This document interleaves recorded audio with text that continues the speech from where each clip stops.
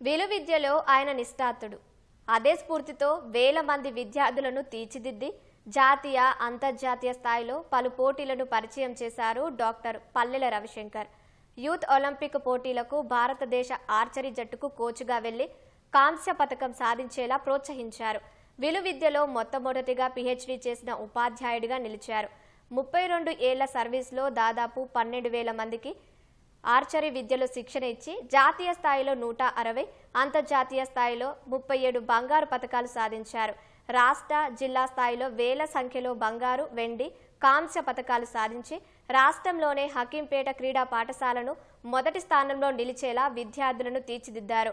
Doctor Ravishankar పదవి విరమణను పూర్వ విద్యార్థులు అంతా ఒక చోట చేరి ఎంతో ఘనంగా నిర్వహించారు.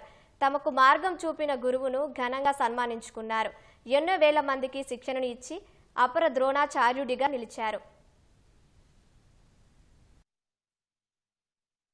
అరుణ్ కుమార్, నేను former international player and Ravishankar sir వాళ్ళ student. Doctor Pallela Ravishankar sir నాకు 85 నుంచి పరిచయము. జూడో, ఆర్చరీ శిక్షణ ఇచ్చేవారు.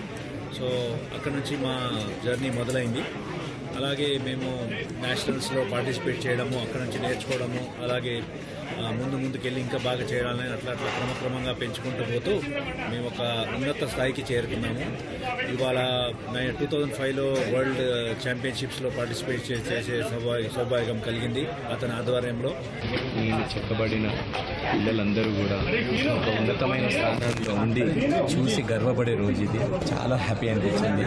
అన్నిటికన్నా ముఖ్యం ఏంటంటే స్టూడెంట్స్ ఇచ్చిన ప్రేమ, మమకారము, అనురాగము దేన్ని కూడా కంపేర్ చేయలేము. చాలా హ్యాపీ అనిపించింది.